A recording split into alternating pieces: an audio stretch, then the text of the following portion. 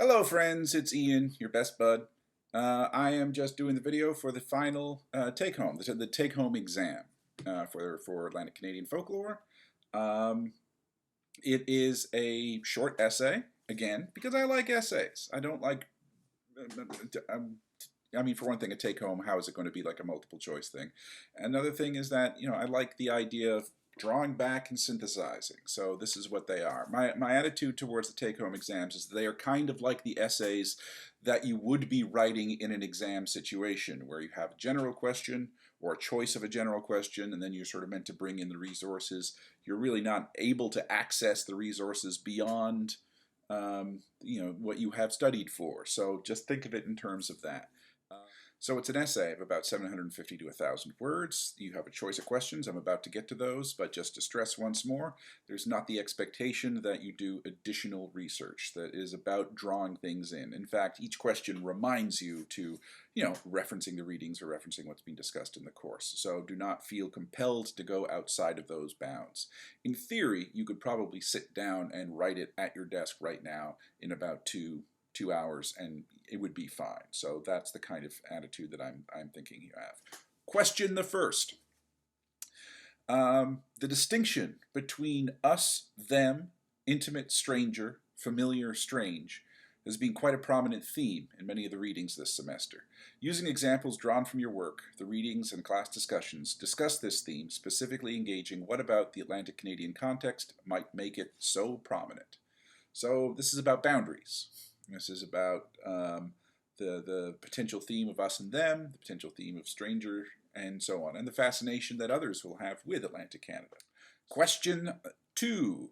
It can be argued that the history of Atlantic Canada has been informed by want.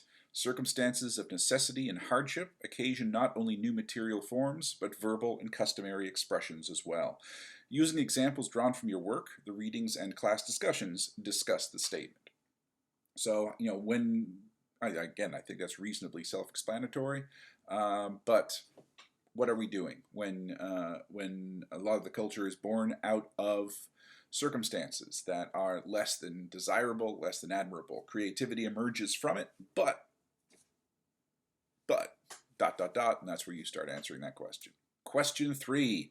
One of the ostensible appeals of folklore is a nostalgia for a lost past, especially in the face of a seemingly destructive modern present. Modern folklorists have a respect for the past and the traditions they study, but their work is hardly nostalgic.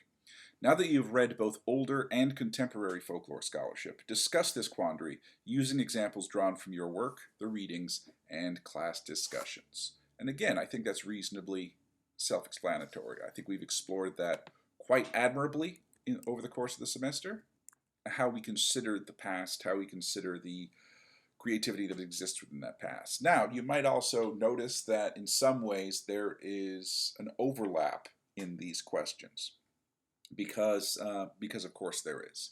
They are similar ways of asking a similar project. So do not feel siloed by these questions. If you say, I really want to write about nostalgia, but all of a sudden I need to talk about want, that's fine.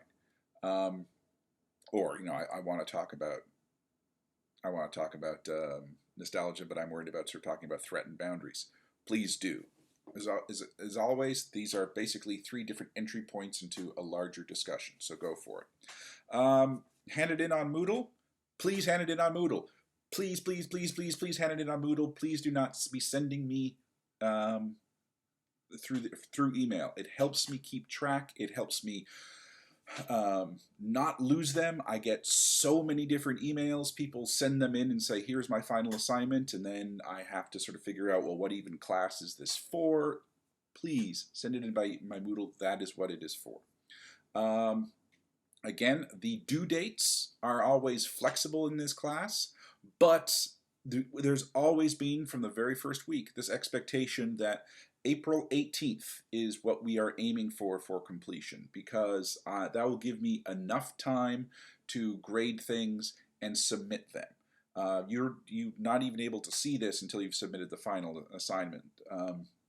So hopefully this is still a couple of days before April 18th by the time you get this.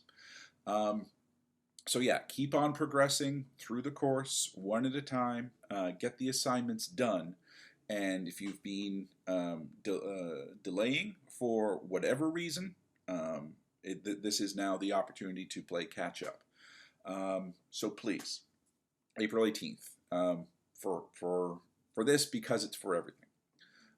Anyway, I don't think I have anything much else constructive to say. So, as ever, my friends, I wish you nothing but the best, and good luck on the exam.